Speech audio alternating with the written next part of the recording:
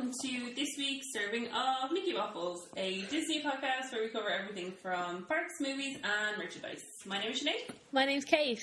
Hi, how's it going? I'm pretty good, Kate. How are you? I'm doing just fine. Bit tired, but we're getting through. I feel like I say we're tired every week. Yeah, I mean, you are getting a bit older. Kate had a birthday in this past week. Oh, yeah. Turned a whopping 23. Yep. Just tell you what's special about 23.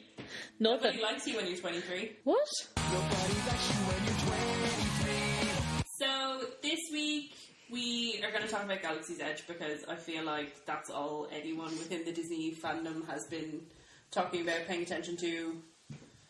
Everything has been Galaxy's Edge. Yeah, and I kind of just couldn't get my mind off it. Oh, mate. I spent my entire weekend looking up stuff. I know that we're doing our trip planning, best things to do, best time to go, before you go Disneyland Paris thing. Yeah. But I just couldn't keep my head straight. I was like, but what about Galaxy's Edge though? Yeah. And I was watching videos and I was like, you know what? Let's just bite the bullet and let's just talk about Galaxy's Edge. Yeah. So, but before we get to Galaxy's Edge, we obviously have to go through the news. To start with, we have the June pins, which came out last week. But as you know, we always usually miss the first release anyway, just because of the time that we record. So we'll start with the 1st of June, which was stuff already gone. But this pin did look really cool because I saw it on loads of people's Instagrams. And it was the Jumbo Rainbow flag pin for Pride. It was €50 and it was limited to 400. Very expensive. Yeah, it does look cool, and I saw people holding it in front of the castle, and it is a very substantial pin, but I still think 50 quid's a bit expensive for it. I also, I mean, I know I'm nitpicking here, and don't get me wrong, orange is my favourite colour, but the orange segment is very large. Oh yeah, it is. It's a very large orange segment. I wonder why. I don't know. I mean, I'm sure it doesn't have any reasoning, but... Yeah, so it's a pretty nice pin. It's got Mickey, Minnie, Pluto, Donald, Daisy, and Goofy, just all holding the Pride flag. I did see some people post on, I can't remember whether it was Instagram or Twitter, that originally they were told that they could only get, it was one per person, and then for whatever reason at the event it was two per person. Oh. I don't understand why you would have a giant pin like that as two per person, but... That's weird. Here we are. Oh well. They're definitely all gone though because there's only 400 of them. But then also open edition lanyards were also available, and I presume are going to be available until they sell out. So they're Magical Pride lanyards. They're actually really tasteful. They're black and they've just got the Pride colours in stripes down the side, and that says Magical Pride on the other side. So yeah, that's the Pride lanyard, and it's got a little doodad down the bottom. With the little, doodad? Yeah, with the, what are they called? Those little plastic thingies that they come with. Oh, like the little card things? Yeah. Oh, okay, cool. So yeah, so it's got the stripes down the side, and then it's got Magical Pride written on the other side, but the I in Pride is the Eiffel Tower. Oh, that's cute. Now, to be honest, it could be Disney, it could be Sleeping Beauty's castle, but the picture's so small I can't tell. I think it's the castle. See, but I want it to be the Eiffel Tower. Maybe it is the castle. I don't know what to tell you, Kate. Either way, it's pretty cute, and it's €10. Cool. But it's very nice. I'd quite like it. It's not in your face Pride. Yeah. I think that's what I like about it. Okay. Cool. Then released today, as in the 8th of June, when this podcast is going up, there is 2 limited edition pins that are going out. One is a genie, and the other one is Pinocchio. They're €20 each. Again, this is the stupidly expensive pins that we get every month that are so expensive because there's only 250 of them made. If you are interested in getting those, you need to get them through the Limeberry app, as always. And then underneath then, we have the open edition pins. So we got cats and dogs. Cute. I really want the figure out from this. What a surprise. He's so cute. He's all floofy. Look, his little chesty floof. He's so cute. So we have Cheshire Cat, Marie, Figaro, Pluto, Lady, and Patch. I wonder why they didn't do Trump. Because he's grey? Yep, that'll do it. I mean, he's a very dark colour. Maybe they just didn't want to... Maybe Figaro was one dark cat enough. Dark animal. True. Trump doesn't go meow. Potentially. Either way, they're really cute. They're just nothing special. And they're all $6.99. And all open edition, so there should be loads of them. The Pluto one, I'm pretty sure I've seen before. It looks extremely familiar to, just a generic Pluto one. Yeah, it's probably just a different take on it, or a different pose of his or something Yeah. like that. Then on the 15th of June, we have the Disney Loves Jazz pins. They are all $15.99 each. We have one with Blue from Jungle Book with the little coconut things on his face, which is actually really funny. These also have a little banner underneath them as well that says Disney Hard Jazz. Then you've got Tiana and Louie from Princess and the Frog. I momentarily forgot what that movie was called. I always forget what that movie's called. I think it's because there's so many words in it. And that one's really cool. And it's got Louie playing the little trumpet and Tiana jigging about. It's very green. It's a very green pin. I'm not going to lie. And then the next one is, not Marie. It's Berlioz and Toulouse. There we go. I was hoping it would say it in the description, but just as Aristocats. They're on the piano. I think that's my favourite one. Yeah, I think that's my favourite out of those as well. I mean, I love Toulouse and Berlioz. I think they are adorable, so I think that one is super cute. Yeah, so I think these are only available... I was going to say they're only available at the event, but maybe they're not. What I imagine will probably But they're not line birdie. No, what I imagine will probably happen is what Disney seem to be doing with a lot of like event pins is that they're available initially only at the event, and then whatever is left over will just still be in the park after. Yeah, because I think it says they are brought out at 8 o'clock. Yeah. So they must be brought out at 8 o'clock during the event. Yeah, they did the same thing with the Pride pin at the Pride event. Right. So there's only 500 of each, and they are $15.99 each. And then underneath that, we have 4 open edition pins that are released on the 15th of June. So we have Berlioz and Toulouse again on a little hat. I love this pin. This is adorable. It's really cute. It's It's called so cute. Chapeau Aristocrat. Then you've got Berlioz. Yeah. Oh, look at that, lads. Me getting the one the kittens are out in first go. Berlioz on a little... Oh, I don't know what those things are called. Gramophone? Yeah, thank you. On a gramophone. I was like a vinyl player, but that's not what it is. And then we've got 2 Simba pins, which are actually pretty cool. They're quite funky. You've got a Simba face with this like, I don't know how to explain it. It's like an Aztec-y tribal print. Yeah, it's pretty cool. It's called Mask. Face mask Simba face mask. Cool. So that's pretty nice. And then there's a just full-bodied Simba as well. So the Simba ones are about $7.99 each. The gramophone one is $6.99, and then the hat is $7.99 as well. Then coming to the end of the month, there is another Best Friends pin. It's World's Best Friends with Dumbo and Timothy. It's limited to 700 and it's $15.99. It's got Timothy on his trunk. And it's released 22nd of June, and it is Lime Birdie only. There's not any of these Best Friends pins that I've been massively taken away with. They're No. all a bit boring. They are a bit, aren't they? There's nothing really special about them. No. I wouldn't be keen on, if I was there all the time, I wouldn't be keen on, like, making a collection of them. No, me neither. They're all a bit meh. Yeah, agreed. Then we have the 26th of June is really weird looking pins, I'm not gonna lie. I don't like these kind of pins. The ones that are like pictures just Yeah. enamelled into a pin. I don't like those kind of pins at all. I never buy those kind of pins. I'm just not a fan. No, I don't really like them. The first one's not too bad. It has Lion King. It's the Lion King and Jungle Festival sort of colour thing. What I will say that I do like about this is that Simba's with Mowgli and the little Little elephant. elephant. They're doing their little walkie thing. Yeah, which is pretty cute. And that's $6.99. It's open edition. So it's the Lion King and Jungle Festival like logo. Mm-hmm. And then to the right of that we have Rhythms of the Pride Lands pin, which is the show. And that's €7 on the dot. That's weird. Yeah, I just noticed that. Why is it €7 on the dot? Why is it not $6.99? They never do like flat prices for pins. That's really bizarre. Yeah, it's very strange. I'm actually quite taken aback. Strange. Yep, so they're released on the 26th of June. They're open edition. And then this is this month's Stitch and Duck pin, because apparently this is a thing that happens every month, which I didn't realise, I'm not going to lie. And it's released on the 29th of June in the Disney Gallery in the Disney Village. Again, you need a Lime Birdie reservation to avail of him. He's $15.99 and he's limited to 700. I mean, it's cute. I don't know why anyone would decide to collect all of these pins. If of you Stitch really with ducks. love Stitch, you And would. there are people that do Really love love Stitch. I am just not one of those. No, people. neither am I. It's perfectly fine, but I know that a lot of people do fawn over Stitch. yeah. So that's that. And then the pin trading event this month is actually completely sold out. So honestly, none of them really grabbed me this month. No, I mean, if when we go, if Figaro is still there, I'm 100% going to buy him. Yeah. And then I don't think the kittens will be there, but if they are, I'll probably pick those up as well. But other than that, I'm not dead pushed on any of them. No, it wasn't. They're not too. Really, none of them are really grabbing me. I was hoping for maybe more with the Lion King and Jungle Festival. That there might be a few more, I don't know, just better designed pins. Yeah. But none of them have really grabbed me. And the Disney Love Jazz ones are okay. Fine. Yeah, like they're fine. They're fine. Like if you were going to Disney Love Jazz, I'd probably pick one up. Yeah. Because I was there. Yeah. But other than that, no. That's my final say on it.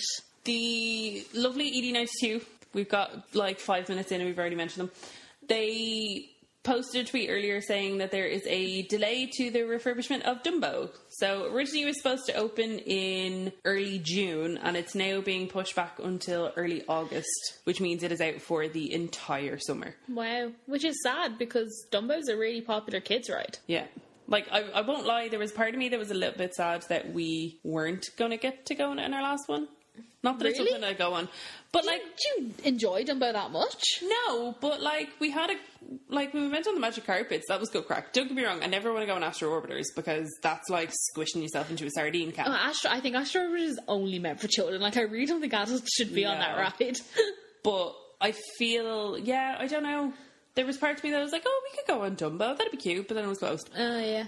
We can go. Because we had fun on the magic carpets. That was good crack. That was really good fun. Yeah, I mean, hopefully. Unless, again, I never like to kind of hedge my bets too much with anything to do with Disneyland Paris because... And refurbs.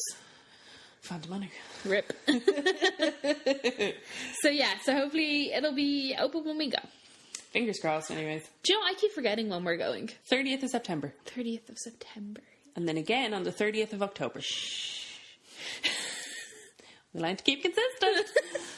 That's Dumbo. Mm-hmm. I'm actually really excited for Dumbo to be reopened. It's a really cute ride. I think it'll be a fun one because, like, when we go, as we keep mentioning, there's a variety of Disney experience coming with us.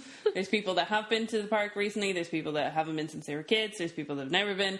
So I feel like Dumbo's a good, I feel like Dumbo is a Disney staple. Everyone get on an elephant. Yeah. So today, there was big announcemento for WDS2, the Walt Disney Studios 2 expansion. There has been planning permission and all that legally stuff, blueprint thingies that go along with theme parks that is not magical. Yep. All of that stuff was released for the Walt Disney Studios expansion to the public today, because that's what happens when you do planning permission, all that sort of stuff. It has to be in the public domain because it's just the law. So, some information we've received. Yeah. Not personally, no one sent it to us. No. Just it's available.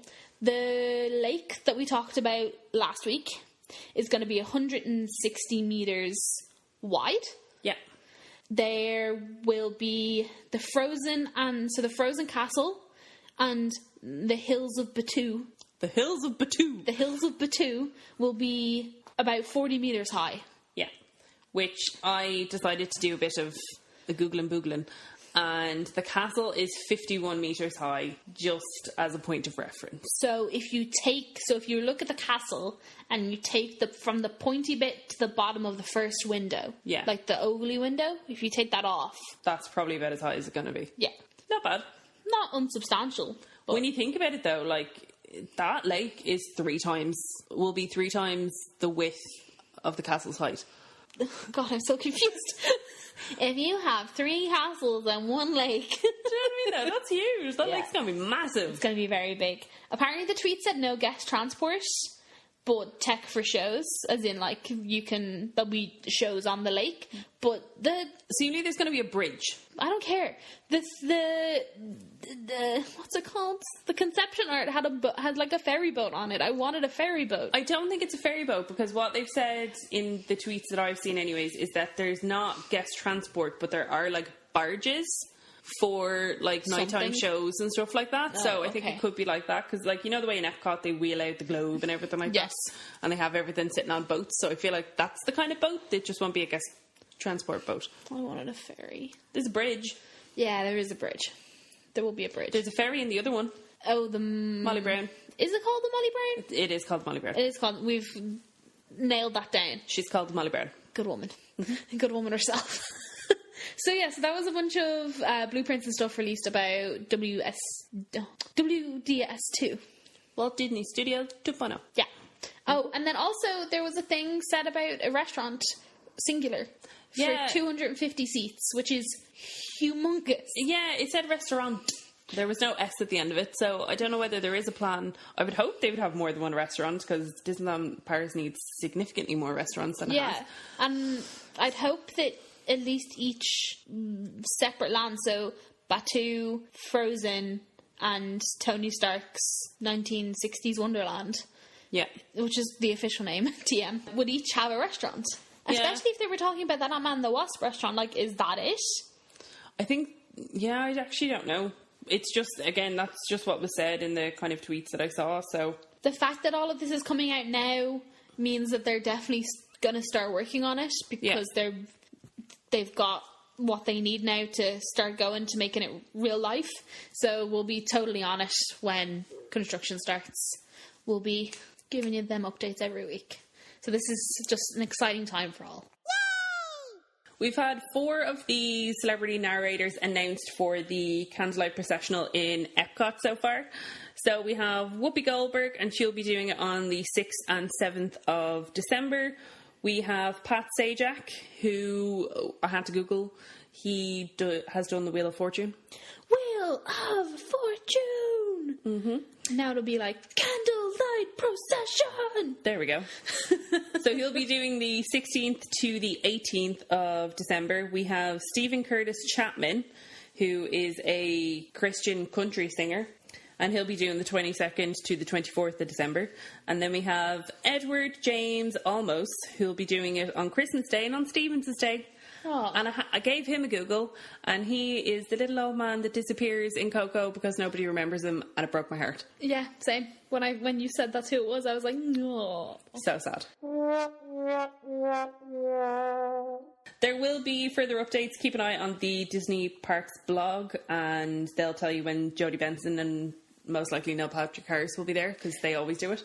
There's also been no confirmation this year that they're going to live stream it, because they live streamed it last year. Yeah. And people loved it. There was a lot of people who said, I share it with my family because that's cute. Sometimes we can't get to Disney World, or maybe like we used to go to Disney World, but now my mum is too sick, and so we can't. So there's been a couple of people asking if they're going to live stream it again this year, and Disney haven't confirmed that.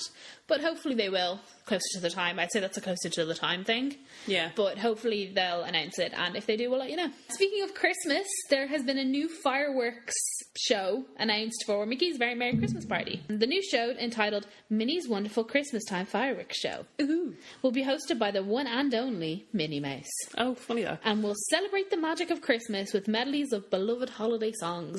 I hope they don't have Text Me Merry Christmas in it. I hope they do. Text Me Merry Christmas. And Daisy Daisy with her little... Of course they make Daisy singing as well. Like, it's not a... Little sassy bitch. Yeah, it's not too... Minnie's too highbrow for that. With beloved holiday songs from Joy to the World and Deck the Halls to Up on the Housetop and We Wish You a Merry Christmas. The holiday will also have a finale guests won't want to miss. Ooh. I don't know what that is. It doesn't say. Interesting. They're like fully like getting rid of all of the original Magic Kingdom fireworks. So like Hallow Wishes is gone, which breaks my heart. I was watching an old Mickey's Not So Scary vlog the other day, and Hallow Wishes came on, and I was like, oh my god. But I'm intrigued. I'm excited to see what else they do. So it seems to be it's going to be a lot of projections. Yeah. But if they do them, but if it's projections, I think I really like projections on castles. I think they can add a lot when they're done right. So do I. But I don't want them to fully just get rid of all the fireworks, because I like boom booms. Yeah, I see fireworks, doing projections is much cheaper than fireworks. Oh, big time. But I think Walt Disney World will always have the highest volume of fireworks. I wonder if they're still going to do the perimeter fireworks. I don't know what you're talking about. So, no, I won't lie, I don't know if I've ever seen the Very Merry Christmas fireworks. I don't think I've cared to look. But rude. For Mickey's Not So Scary Halloween Party, they do the regular fireworks and stuff on the castle, but then they do perimeter ones that go around the Magic Kingdom. Oh, wow. And if you're standing in the whole hub area, it's right the way around you. Oh, maybe It's not just beside the castle. Maybe they're getting rid of those. I would wonder if they are going to keep the perimeter fireworks or not, because they're like what makes or what made Hallowishes. Yeah. Anyway, with that announcement, they've said that Mickey's Very Merry Christmas Party will once again feature performances of Mickey's Once Upon a Christmas Time Parade, a Totally Tomorrowland Christmas, Mickey's Most Merry Celebration, a Frozen Holidays Wish stage show where Queen Elsa will magically transform Cinderella Castle with glistening ice, and Jingle Cruise will be back. Cute. Hey, Kate, do you know what today is? Today's Tuesday. You know what that means. Who was our special guest today, Sinead? We had Clarabelle Cow and Jorge's Horse Collar. Jorge's. I never Is that knew. horse? It probably is. Jorge. He is Mexican. I never knew his last name was Horse Collar. No, neither did I. What an aggressive last name. Horse collar. They look really cute. They did. And you never see them in their normal outfits. No, they're always in their Halloween Or Christmas garb. Yeah. Because I remember I have this a distinct memory of going into Disneyland Paris my first day that I got there at Christmas and catching the end of the parade, and Clarabelle was like Giving it socks. she was going for it. She was like living her best fantasy. She was amazing. Loved it. Yeah, the pictures are really cute. They're on ED92's Twitter. If you want to give them a look-de-dook. I would have been, if we were there, I would have been happy with them. I'd have been pleased. They're a rare enough character. You only get to see them during special times of the year, and you never really get to see them in their standard outfits. So No. I approve. Well done.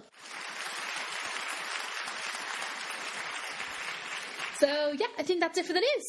Yeah, which brings us on to the Big Kahuna. Star Wars Galaxy's Edge, Disneyland, California. Oh, God. It's so good. It's so good. It is way better than I thought it was going to be. If you've not looked at anything to do with Galaxy's Edge and you want to look up some vlogs or anything like that, I would suggest watching Tim Tracker's vlog from it. It's like 50 minutes long, but it's good. Yeah. And then go on to the Diz's or the Diz Unplugged YouTube. I don't know how they have pumped out as much content about Batuu as they have. No, they were just full on going for it. Fair play to them. I would say since Friday they've put up probably close to about 30 or 40 videos. Yeah, and they're all great. Yeah, they've got lots of vlogs of stuff. They've done the droid. They did the lightsaber, which we'll get on to both of those. But yeah, if you're looking to watch about it and not just hear about it, Tim Tracker or the Diz would recommend. So Kate, what was your overall impression of Star Wars Galaxy's Edge in Disneyland Resort? It looks great. It looks great. From what I can tell from theming with cast members, the Citizens of Batuu thing is very consistent for all cast members. Yeah. Especially when it comes to Bright Suns. Yeah. Do you know what? Have you ever watched The Handmaid's Tale? No. In The Handmaid's Tale, they say this thing, and it's about the people that have taken over. The Handmaid's Tale is it's very awful what happens in The Handmaid's Tale. This whole governing body takes over America and everything. But they say things to each other, it's Lord be with you, or peace with you, or whatever. But it's real dark, because it's whatever. And when you say, well, when I read that, they go bright suns, and people go, till the spire. I was like, oh my god, it's like that. I was like, it's a cult. Oh dear. That is the thing, the bright suns till the spire thing, I do find a tiny bit. I think what's quite good though, and I've seen a couple people say, is that you can interact with the cast members as much as you want or as little as you want. If you say to them, is this, say, $25? They'll be like, yeah, it's 25 credits. It's 25 credits. They will answer you in the Batuu lingo, but they're not going to correct you if you say dollars. We don't use dollars here. This is Batuu. Do you know You're what I on mean? a planet. They're not going to you loser. They're not going to cut you off for if you don't want to play along, but if you do want to play along, they will fully give you as much of that as you want. Yeah. Which I think is great. I can't get over how big it is. It's huge. I don't know if it feels now. Obviously, we've not been there, so I don't know if one, it feels bigger because we're looking at it on vlogs, Yeah. or if two, because they're doing the whole 4-hour slot things, it looks bigger because there's less people in it. I wonder if it was at full capacity, would you be like, man, it's tiny? I don't know, because a lot, I was watching the Diz live show earlier, and they were saying that Batuu is about the size of Diagon Alley plus Hogsmeade. Oh, The two of them combined is probably still smaller than Batuu. It's huge. Oh, it must be massive then. It's absolutely mammoth. If you look at it on the Disneyland Park app, oh yeah, it is actually quite big. It's you're right. bigger than the whole Main Street Castle area. Yeah, no, you're which right, is pretty massive. It's the biggest Disneyland expansion ever. Yeah. So I think that's quite cool. I like that they've put a lot of levels in it, so that it's not just a flat land. There's a lot of kind of little steps up into different areas and that kind of thing. I think that's really cool. I love that there's roaming characters. Yeah, the roaming characters are really cool.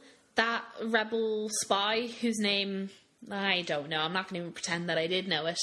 Have you seen her? She's got blue or red hair. I think there's a couple of them. They're really cool. So there's a bit where, remember we were talking about we almost were talking about our Galaxy Z predictions almost. Yeah. When we were talking about where the characters were going to be and if there were going to be characters, because it didn't really make any sense.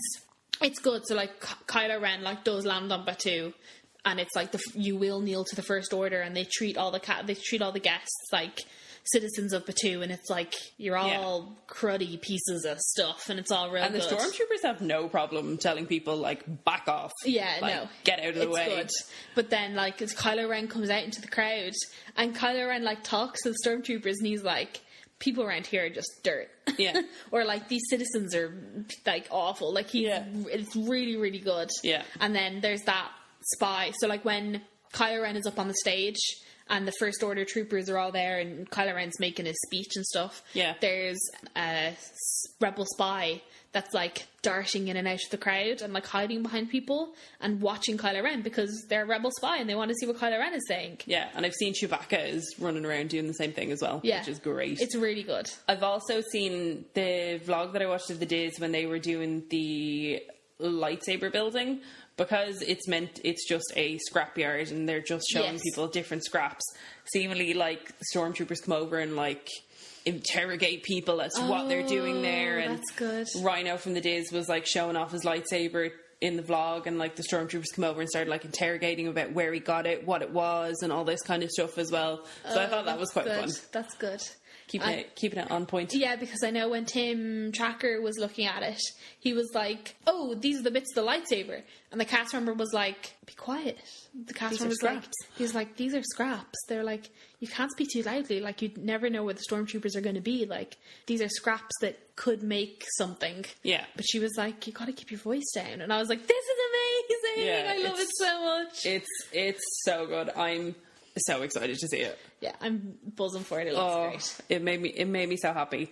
So we've made a couple notes of just points that we wanted to touch on. So I suppose the first one is kind of the big one, the Millennium Falcon Smuggler's Run. Yeah. So as of opening of Galaxy's Edge, there was only one attraction. Yeah. Rise of the Resistance is not yet ready for the citizens of Batuu. No. It's there. Yeah. The entrance is there. It's all ready to, probably not ready to go, but it's there, it's just not open. I wonder if they're going to do with Rise of the Resistance what they did at D23 with Fantasmic, where anyone that got into the parks panel had a fast pass stuck to the bottom of their chair for Fantasmic. I wonder if they're going to do that for Rise of the Resistance. That'd be because fun. There's been no date announced for it, so either they're going to announce the date or they might give people fast passes to go on Rise of the Resistance. Yeah, that'd be cute. That'd be super intriguing. You'd see all these people tearing it over to Disneyland. Yes, so the Rise of the Resistance not there. So we have Millennium Falcon Smuggler's Run, which looks so glorious. The queue for it is extremely incredible. Themed. So themed. Incredible. It has it has the best animatronic I have ever seen. Yeah, the animatronic in it is fantastic, to the point where, just as Tim Tracker said when he walked in, he was like, "Whoa, I thought that was a real person." Honestly, like, the movement is so fluid, and it's like quite a long range of movement Yeah, I before think you that's see what- anything repeat. I think that's what makes it so lifelike. It's insane. Yeah. So I suppose we just reel it back a bit. What is the story of the attraction of the Millennium Falcon Smugglers Run? So the whole point of Smuggler's Run is that you are being hired to go and collect, what is it, Coaxium. coaxium. And Look at me knowing something. there's 6 people that will be in each team. There are 2 pilots, 2 gunners, and 2 engineers. The pilots, one controls left and right, and the other controls up or down. The gunners obviously shoot guns and try and protect the Millennium Falcon wherever they can, and then engineers try and keep a handle on everything and make sure that The you Coaxium don't, gets there safely. and that you don't completely wreck the Millennium Falcon. Yeah, exactly. So when you go through and you see Hondu, and then you get given your positions, you can't choose. Which is fair, because everyone's just going to want the pilot. 100%. And maybe further down the line you will be able to kind of, I don't know, wait in the queue. Like you can if you want, say, for instance, the back of a front. ride or a front of a ride, Yeah. maybe. But from what I've seen of people that have been there, they've said all the roles seem to get handed out in the same order. Mm-hmm. So it's pilot, gunner, engineer. Mm-hmm. Now, if you're in a group of 6 people and there's 2 people that desperately want to pilot, you can swap around afterwards. Yeah. But you can't force anybody to swap with you. No, of course not. So if you're just kind of 2 people there and you both get gunner, but you both want to be pilot, you can't force the people in front of you to swap. to swap. No. But if you're within a group, you can change about because you're given like these, You get a colour. you get like this card thing. If anyone's seen vlogs of Jimmy Fallon's Race Through New York, it's kind of like loosely based on that, where you get a colour, and then in Jimmy Fallon you get a colour, and then when the room turns that colour, it's your turn to go into the next stage of loading. Very loosely sort of based on that. You get your role, every group of, what's it called? Like ship people. What's the word I'm looking for? Every crew. Every crew. Ship folk. Every crew of 6 people gets a different colour. Yeah. Which obviously helps with loading and stuff. So you get assigned your position, and then you go into the Millennium Falcon and you go through the hallways that you see in the movies. And I won't lie, the first time I saw it, I honestly got like emotional watching it. I never thought that you'd actually walk into the Millennium Falcon like hallways. I didn't. I just, it never crossed my mind that that's what was going to happen. Even though it makes perfect sense, because you're outside, you see the Millennium Falcon, you walk into the queue, you walk around like the loading bay where the Millennium Falcon's just like docked up. Yeah. And then you meet your man. He tells you, look, I need a crew.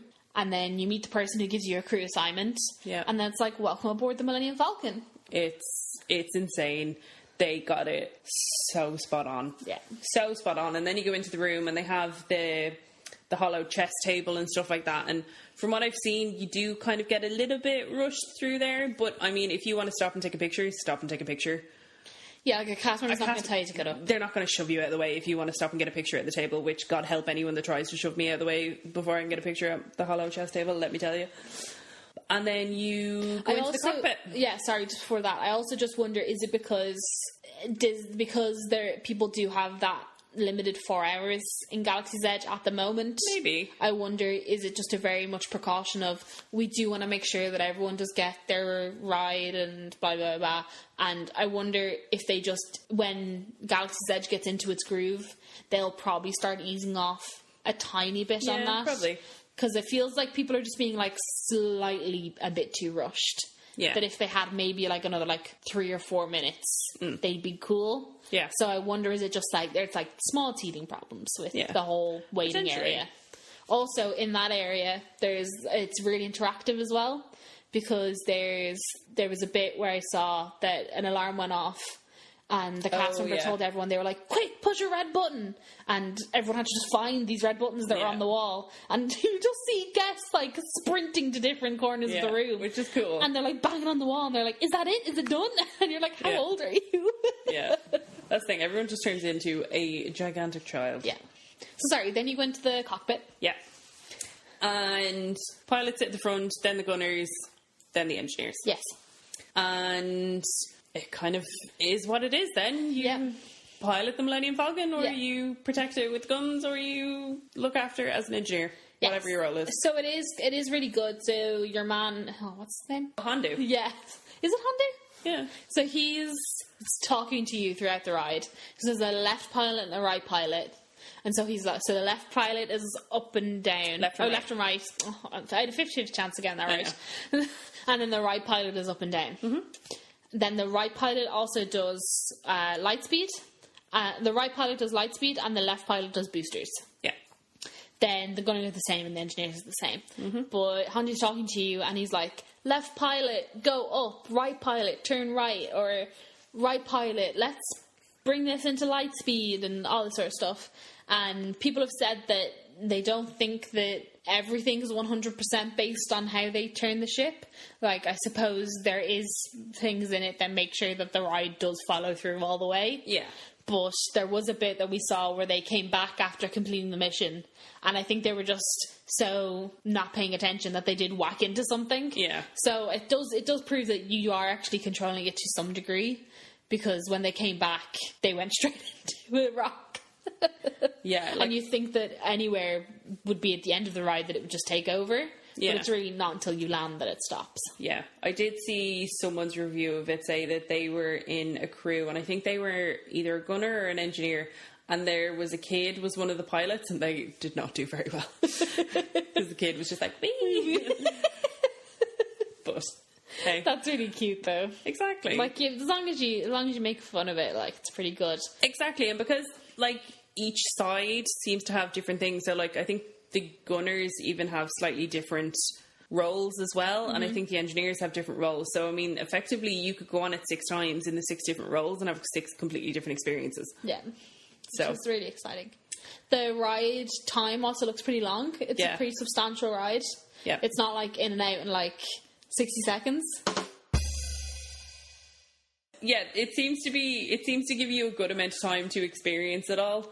A lot of people have said that it is very much a hybrid of Mission Space and Star Tours. And I have seen a lot of people haven't been massively impressed by it and are kind of holding out hope that Rise of the Resistance will be like the Flight of Passage of Batuu. Yeah. But we'll see.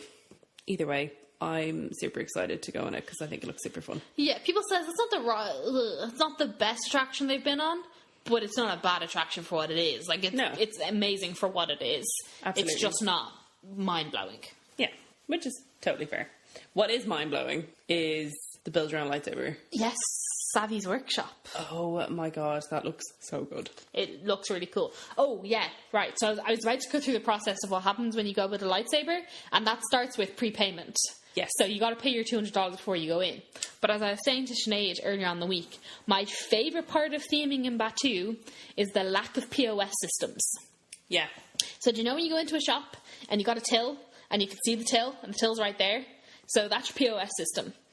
Obviously, Batuu doesn't have POS systems because you're on a planet. Now, in all fairness, they can't hide the chip and pin machine because this can only go so far. They've put in some pretty cool housing, though. Yeah. So I like that. So the whole POS system is behind this, like, massive, big, block-walled thing that just completely blends in, and you'd completely forget. You'd completely forget there's a POS system there. It's fantastic. I love it. Yeah. One thing to also note, so you pay it's $200 before tax. There are no discounts available on it. What a surprise. I know, right? So when you're paying for it and you're checking in and stuff like that, they show you the 4 different groups of scraps that you can get. So the power and control, elemental, nature, yada, yada, yada. You pick what one of those you want before you go in, and they give you a pin to correspond with. And that's how they know they have enough. It's also so they know what one to give you. So they don't ask you which you want when you go in. You pick your crystal, and then the people just present you with your scraps. Oh, so it's kind of saves time. That's clever. So you get a pin included in it as well to correspond with the different one that you got. So I know the elemental nature one is kind of like a bronzy colour. I think power and control is more silver because it matches that hilt. And then I think I can't remember the other one that I saw, but it's more of kind of a goldy one. But you have to wear it on your left-hand side when you go in so that the people that are helping you build it know which tray to give you, because within each of the trays you get so many options. But it just means they're not like faffing about when they get in there with like, do you want this one or do you want this one? You pick it before you go in. Great, that's really good.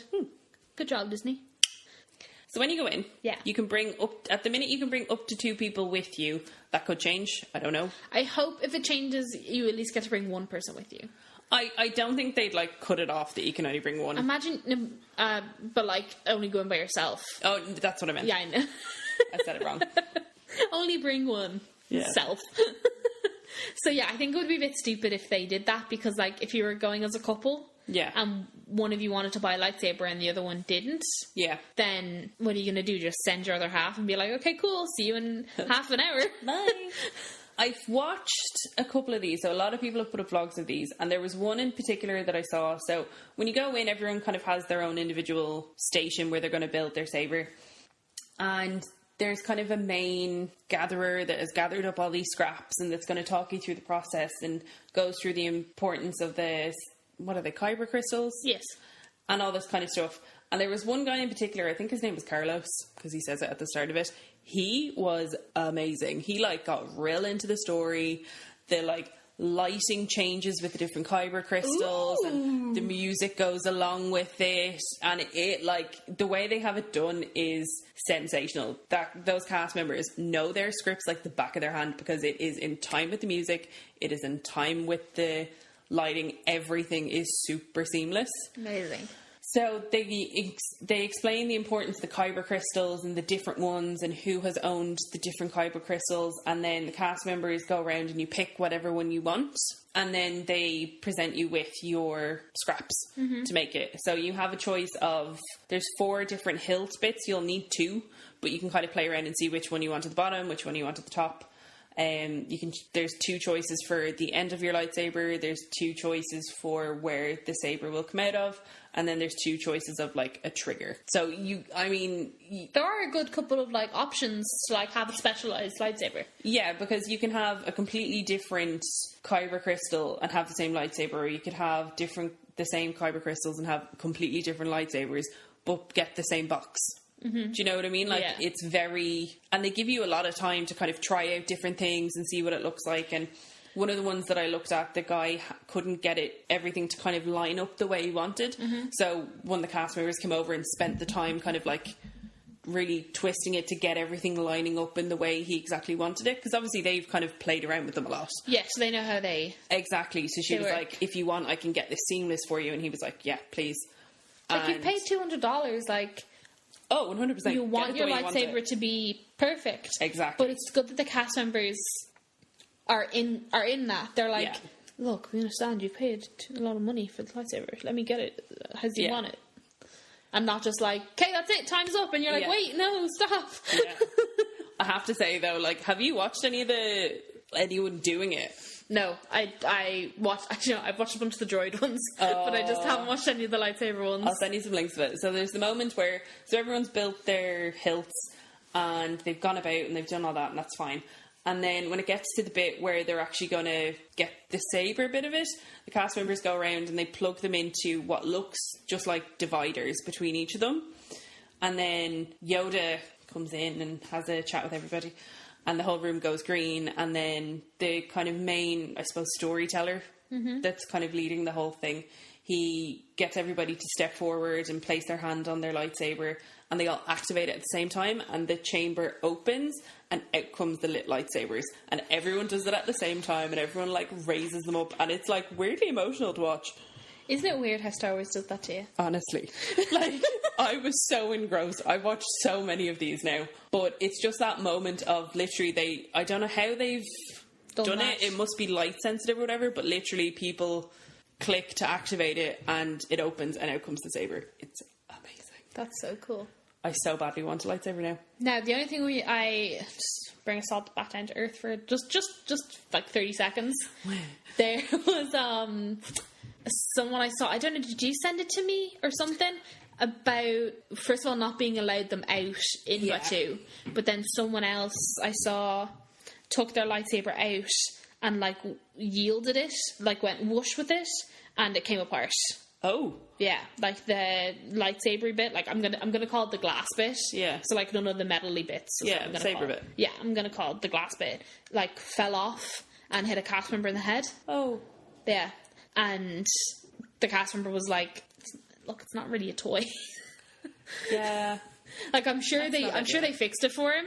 Yeah. There wasn't actually much more said about it, but or maybe I saw it on an Instagram story. Weird. But I think it was like, look, they're not made for battle. Yeah. They're made as like a presentation thing. Yeah. So yeah. Weird. No, so when you get your lightsaber and the whole thing is finished, as you leave, they give you kind of like a cover. It's like a crossbody bag. It's kind of, for lack of a better way of phrasing it, it kind of looks like a hockey stick bag. And the way I've seen people describe it, it's almost kind of like there's a pool noodle in it. Right. So that you don't damage your saber.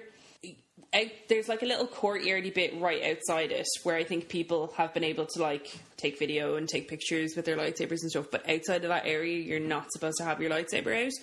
And I think it's to kind of fit with the story of there are stormtroopers everywhere. Yeah, you're not They going to be can't walking be around known. with a Yeah. lightsaber, because that does make sense. Yeah.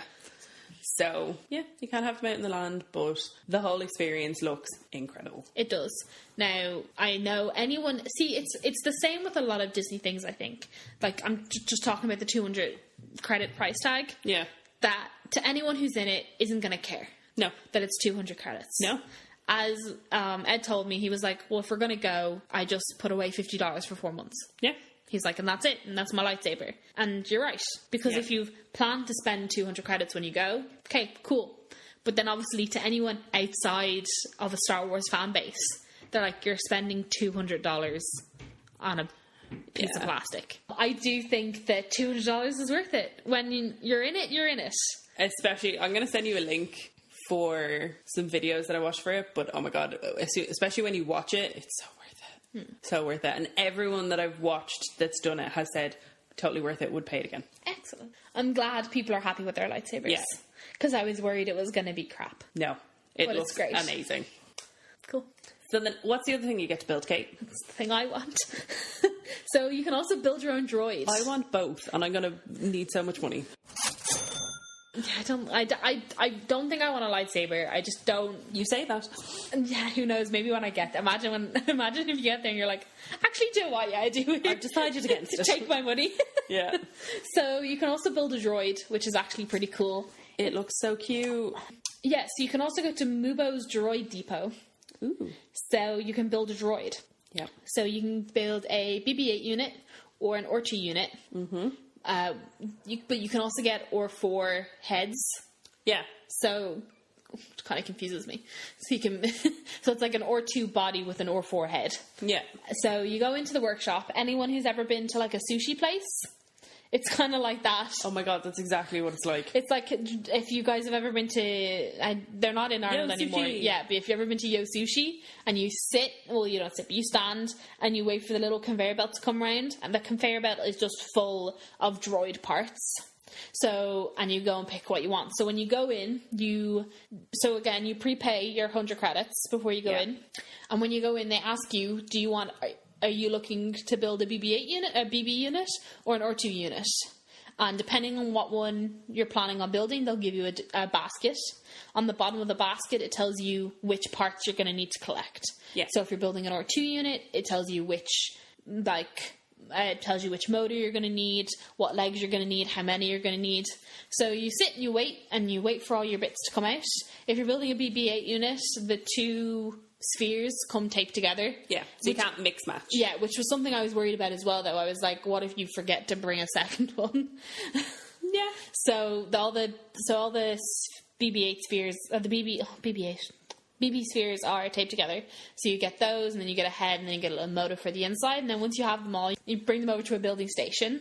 And at the building station, you put down your little basket, and you take out all your parts. And then there's a big sticker on the building station. It tells you how to build your 2 unit or the BB unit.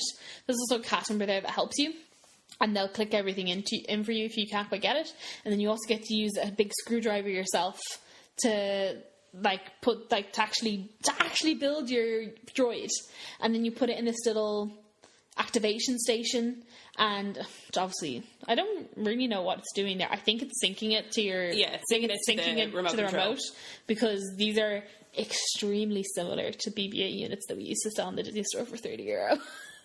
We didn't get to build them or customise them. No, you didn't. But I think they're pretty much the same technology because the whole syncing thing is pretty similar. So yes, you put them in the little unit, you press the red button, and it activates them all, boop, boop, boop, boop, and then that's it. And then you've built your own droid. And then you get a little box, it looks like a Build-A-Bear. Yeah, you get a box. Again, you're not allowed to take it out of the box after you've left the droid depot. You can't play with your droid in Batuu.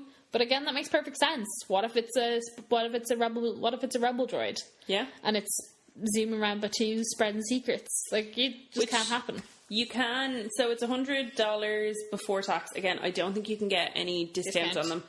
But you can, I think it's an extra $12. You can buy these different personality I forgot chips. about those. Yeah. So you get different personality chips. So you can get ones for rebel droids, one for, I think it's neutral droids, and then ones for first order droids. And then I think there's a couple of variations within that as well. And they basically just make different sounds. Yeah. But they're really cool. And I'll probably buy one. Are you going to get a BB-8 or are you going to get an R2? I don't know. Maybe an R2, maybe a BB. I don't know. I know Breffney wants one as well. I think I'd quite like a purple BB unit. Oh, that's cute. Because the purple bodies are really cute. They are Maybe very a purple body with a silver top. That could be cute. That's what I want. I've decided. I think, because I want one and I know Breffney wants one, so I think whatever... One of each. We'll get one of each. Yeah.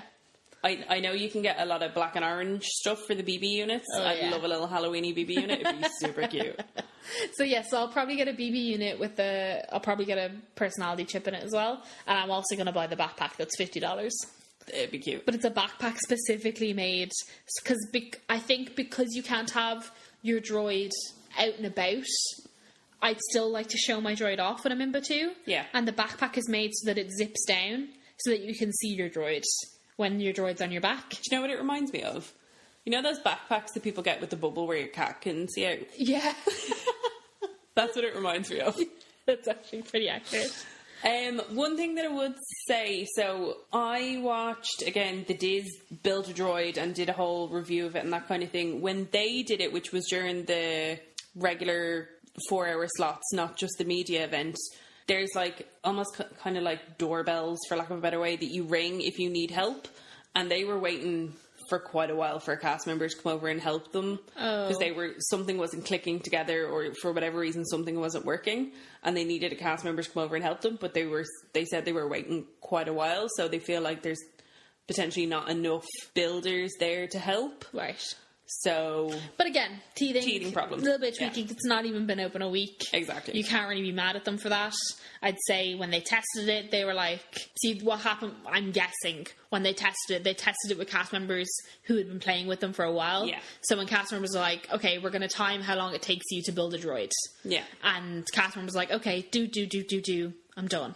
Which meant that they didn't factor in that this 12-year-old can't click this BB unit together themselves. Yeah, true. Which is fair. Like, completely. They can only go so far.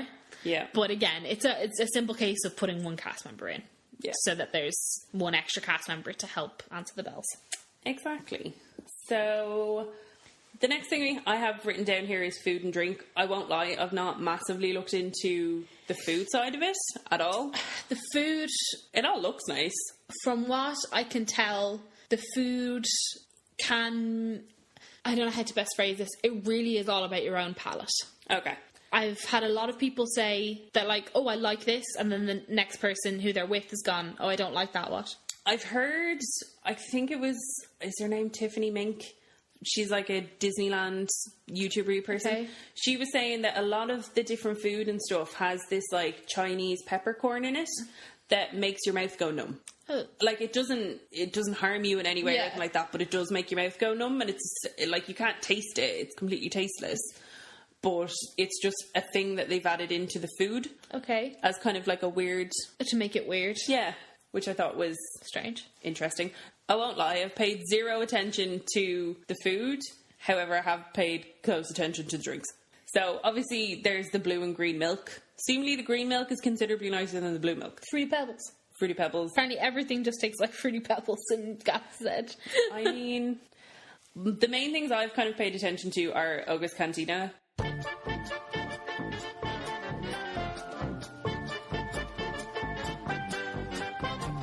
I love the Cantina scene in A New Hope. A New Hope is my favourite Star Wars movie. The Cantina song is my ringtone. I'm so excited. So at the minute, there's a 2-drink maximum for people when you're in there. You get given a reservation. It could be an hour wait, could be 3 hours wait. You may never get told to come back. Yeah, so for the first 2 days that it was open to the public, people were just rushing to the cantina, and it was a hodgepodge mess of a mess. And then by the third day, they'd introduced a text reservation system where you'd go to the cantina, you'd be like, hi, I want to get in. They'd be like, cool, give us your number, we'll text you when you can come in. But then the problem arose that so many people wanted to get in over the space of 4 hours that if they physically couldn't. So there is a problem that with capacity and people's 4-hour time limit, then not everyone is getting into the cantina. I won't lie, I'll quite happily wait however long I need to. The main things that I have kind of pulled from the cantina is there's a lot of like tiki glasses. They're not tiki glasses, but they're kind of the equivalent of the limited edition glasses you can get from Trader Sam's.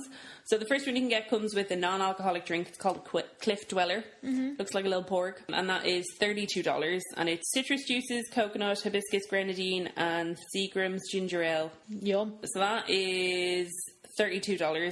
Already quite pricey. $32. I mean, you get to keep the little pork cup. But $32. Really cute, though. I love porks. So the next one is the Yub Nub.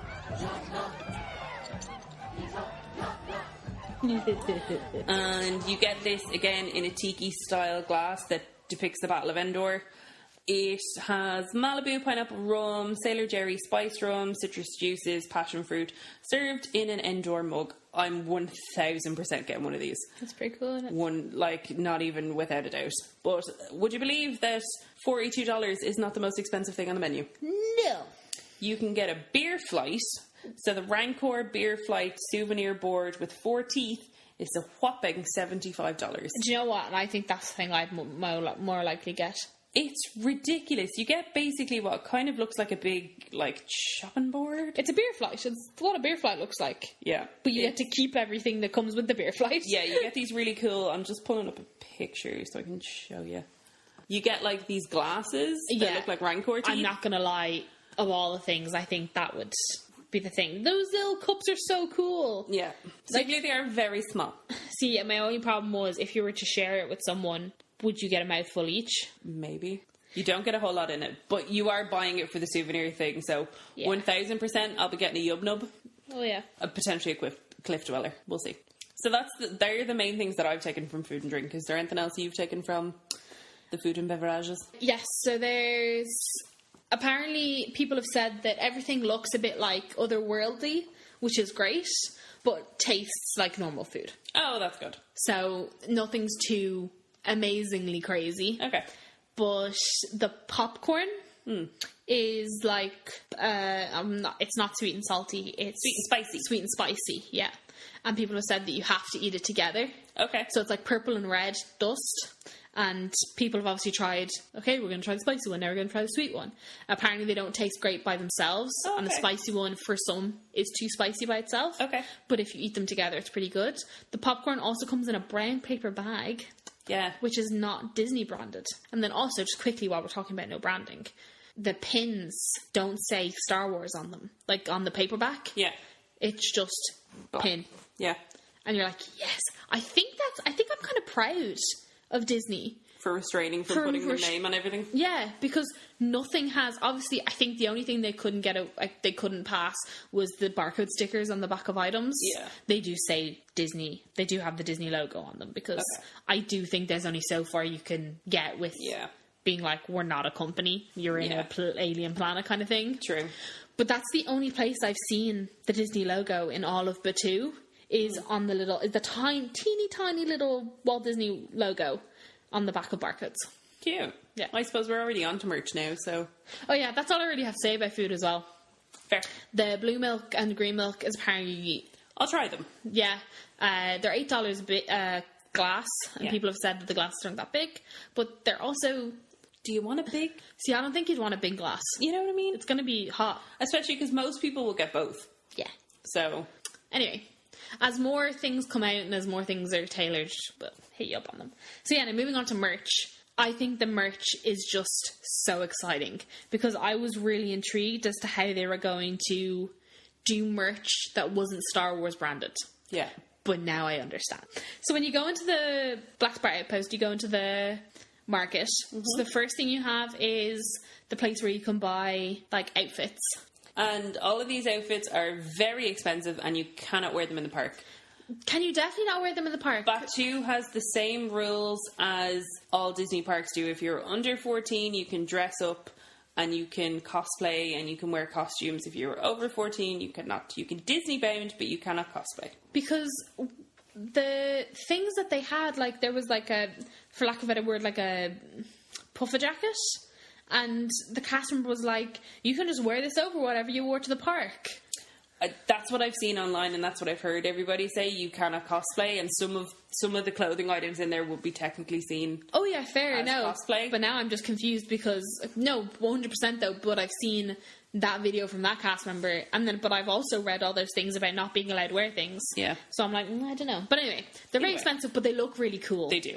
And if you were interested in cosplay, I know a lot of people who cosplay like to make their own things. Yeah. But if you really just want to get it like really authentic, you can't get any more authentic than Batuu.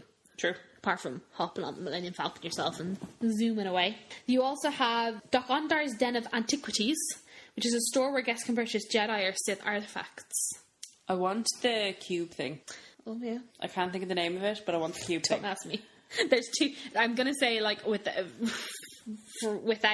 writing everything down on a massive notepad. It's going to take a while to get. Yeah, it's going to take a while to get used to what everything's called. I like that you can buy all the hilts as well of the different lightsabers. I really like that. That was pretty cool.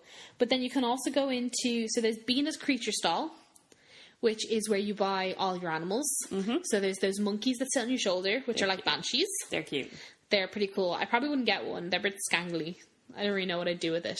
But you can buy a pork puppet, which... that every cast member had. But I think I want one. But then there's loads of other creatures in there as well, and they're all, like, really cute. Mm-hmm. And then you can also go into Toydarian Toy Shop. And I think this is my favourite part of the merch. So when you go into a Disney store, you've got action figures and you've got Black Series and all these, like, metal things of, like, Toy Story... Stormtroopers and Rey and Kylo Ren and everything. So obviously in Batuu they don't have action figures and all that sort of stuff. So how do you make money? How do you make merch? How does Disney make merch? So exciting, guys. They have made this story of this, I think it's a woman, who has never seen Rey and Kylo Ren and C-3PO, but has heard stories of their travels and has heard stories of the rebel spies and how they've defeated the dark side and all that sort of stuff. And she has made herself these little plush figures. So they're not pristine looking. They look like they've been hand sewn. They look very Etsy. They do look very Etsy, but that makes them so authentic. Yeah. And she's also made these little wooden figures of C-3PO and R2-D2 to the best of her knowledge, even though she doesn't really know a lot about them. So she can pass on the message of these stories to children of Batuu. And that is how Disney make money in Batuu. Yeah. I will say a lot of the stuff the pins are very expensive. All the pins are like up around $15, $16. Yeah. Fair pricey. But, No, I know. It's Disney. But then again, also, like, the pins, they don't have Disney, Star Wars written on the pin. No, not at all. The backing paper, it just says pin. Yeah. And then it says pin exclusive. Yeah. What I like about the stores and the kind of layout, they're all quite small stores, but they all sell different things. Yeah, it's not a lot of repeated stock. No, so there's like a clothing store, there's the animal store, the toy store. There's one that has a lot of kind of stuff, like if you wanted to be part of the First Order, there's a whole store where you can get bloody loads of stuff for that. So I like that everything is quite separate, and it kind of encourages you to go into every shop, because it's one thing that does drive me a little bit insane in most Disney parks, because it's the same stuff in every single shop. Yeah, and that's not what you want. I want 20 shops of different stuff. Exactly. I like spending money, Disney. Exactly. Give me more things to spend money on. Exactly. Don't just give me the same 5 things. No. But yeah, that's most things to do with Galaxy's Edge. I'm incredibly excited to get to see it. Just one thing I'd like to mention. I don't know if anyone's wondering about how the wristband system worked out and if you did overstay your time. basically, they're just looking for different coloured wristbands. Yeah. So Group 1 gets red, Group 2 gets green. Mm-hmm. If by the time Group 2 has gone in, they know that now there's 2 groups in there, they just start looking for red wristbands. Yeah. And cast members it's not pushy, it's not nothing. Cast members just go up in a very Batu manner, and they're like, oh, I see you have a red wristband. I believe your time in Batu has ended. I suggest you leave before the stormtroopers catch you. Yeah. And apparently they're all very chill about it, though. There was a guy online who'd been like, oh my god, I'm so sorry. Like, just genuinely, they just completely lost track of time. Like, it was 20 minutes after they were supposed to have gone. They were actually just buying things. And they were like, we're actually just waiting for our friend. And the cast member was like, that's no problems. As soon as your friend is ready, just please leave. Please leave Batu. I have heard people say that, so when they first got into the land, they went and did Smuggler's Run, and then literally like 2 minutes before their time was up, they got in queue for Smuggler's Run again. Right. And they were allowed to kind of go the whole way. Go through it again. So there are kind of like ways around it. Yeah, but obviously that's why they've done their whole wristband thing. Like, I presume the overlap in times allows for that. Yeah. And also, Disney aren't going to kick you out if you're spending money. No, God, no. Like, if they see, because apparently this guy, they were supposed to leave at 3, and they were shopping from 3, they were shopping from 10 to 3 until at least 20 past 3. But they were like going around asking cast members, oh, I need this for my wife, and I'm looking for this. And cast members were happily helping them find everything they need. When the cast members, I'm sure, saw their red wristband. Yeah. But they're not going to go, sorry, your time's up, get out. No. Like, no, I'm not going to find you this mug. Disney want to make their money. Yeah. The mug looks real cute. It does, doesn't it? Yeah. I love it. So yeah, so that's how Disneyland dealt with it. Then when the wristband reservations are finished, it's going to become a virtual line. Yeah, it's going to be a virtual queue. So it's going to work similar to MaxPass as far as I'm aware. So with MaxPass, you can't pre-book it ahead of time. You can only, once you have scanned your ticket through a turnstile for that day, then you can get MaxPass. Yeah. And then you can start using it. And it's going to be the same for Batu. So as soon as your ticket has registered that it's clicked into a park for that day, then you can join the virtual queue. So it means that people can't be miles away, or people can't have not be in the park at all and reserve themselves a place in the queue and not even be in the park yet. Yeah, that's fair. So I think that's kind of the fairest way to do it. There's still kind of no concrete confirmation as to what World is planning on doing. I know there was a lot of managers in Disneyland just to kind of, I suppose, get a feel for how it worked and that kind of thing. Yeah. I don't think they'll do the hotel reservation type dealio because there's too many hotels. There's so many hotels. There's like nearly 20 hotels, if not more. I don't think they'll do that, but maybe they'll do it via virtual queue. And I suppose everybody has magic bands, so yeah, surely they can track things that way. But I guess we'll see. Yeah. But that's it for Disneyland Star Wars Galaxy's Edge. It looks incredible. Now, I'm sure there's stuff we haven't talked about, and I'm sure there's stuff we could have gone into more detail on, but sorry, excuse me. There is only so much we can talk about before we drive ourselves cracked. If you guys want more information on Galaxy's Edge, there are tons of videos on YouTube up about Galaxy's Edge, even from stuff like how to use the Disney Parks Play app with interactive bits within Batu and character interaction and do's and don'ts. Like, there's already like do's and don'ts videos of visiting Galaxy's Edge. Yeah. So yeah, there's loads to look at if you guys are wanting some more. And I really suggest you do. I really suggest you look at least 4 or 5 videos to get a grasp for what Galaxy's Edge is like. Yeah, even just have a go.